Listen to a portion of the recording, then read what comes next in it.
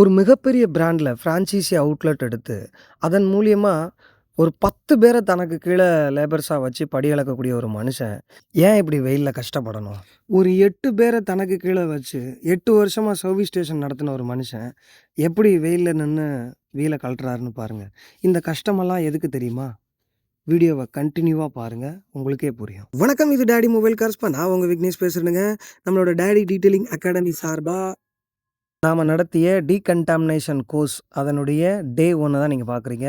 இது decay detailing studio அப்படிங்கிற ஸ்டுடியோல தான் வச்சு நான் பண்ணேன். அண்ட் 3வது ஸ்டூடெண்ட்டா பார்த்தீங்கன்னா, ஒரு சாஃப்ட்வேர்ல ஏசி ரூம்ல இருந்து ஜாலியா வேலை செய்யக்கூடிய ஒரு மனுஷன். அவரையுமே இந்த வெயில்ல போட்டு படுத்தி எடுத்தேன் அப்படின்னு தான் சொல்லணும். ஆக்சுவலாக என்னென்னா, ஃபர்ஸ்ட் ஆஃப் ஆல் வந்து வீல்ஸ் ஆஃப் பண்ணிவிட்டு டயர் ஆர்ச்சஸ் அண்ட் பிரேக் காலிபர்ஸ்க்கெலாம் வந்து எப்படி டீப் டீட்டெயில் பண்ணுறது அப்படிங்கிறத என் கைப்பட செஞ்சு காட்டி அவங்களுக்கு அந்த நாலேஜை வந்து ஷேர் பண்ணேன். அதை வந்து ஒவ்வொருத்தங்களும் அதை லைவாக பார்த்து அதை தெரிஞ்சுக்கிட்டு அடுத்தடுத்த வீலில் அவங்களே பண்ணணும் அப்படின்ட்டு பண்ண ஆரம்பித்தாங்க. ஓகே, ஸோ என்னோடய ட்ரைனிங் வந்து இப்படி தான் இருக்கும்.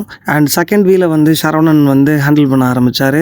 இதில் அவர் ஸ்ப்ரே பண்ணும்போது, ஃபோம் அடிக்கும்போது, அதே மாதிரி டர்போவை ஹேண்டில் பண்ணும்போது அவருக்கு இருந்த சிரமங்களை ஆன் தி ஸ்பாட்டில் புரிஞ்சு அவருக்கு நான் டர்போவை ஹேண்டில் பண்ணுறதுக்கும் மற்ற விஷயங்களுக்கும் அவருக்கு வந்து ஹேண்ட்ஸ் ஆன் சொல்லி கொடுத்தேன். அதை அப்படியே அப்சர்வ் பண்ணி அடுத்த ஷாட்டில் பாருங்கள் அதை எப்படி ஹேண்டில் பண்ணுறாங்க அப்படிங்கிறத உங்களுக்கே நீங்கள் பார்க்க முடியும். ஸோ இதுதான் ஹேண்ட்ஸ் ஆன் ட்ரைனிங். ஓகே, நீங்கள் நல்லா பாருங்கள். ஒரு மிகப்பெரிய சாம்ராஜ்யத்தை வச்சு நடத்தக்கூடிய ஒரு மனுஷன் எவ்வளவு நுணுக்கமான விஷயங்களே அப்படியே இருந்த இடத்துல நின்று வெயிலில் உட்காந்து எப்படி வீல் ப்ரஷ் பண்ணி அதை எந்த அளவுக்கு பளபளப்பாக மாற்றிருக்காருங்கிறத பாருங்கள். ஸோ இந்த கஷ்டமெல்லாம் ஏன் படணும்?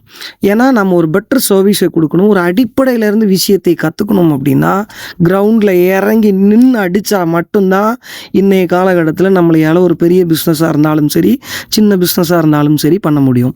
அண்டு நம்ம இன்ஜின் பை டீப் டீட்டெயில் பண்ணுறதே ஹேண்ட்ஸ் ஆன் சொல்லி கொடுத்தேன்.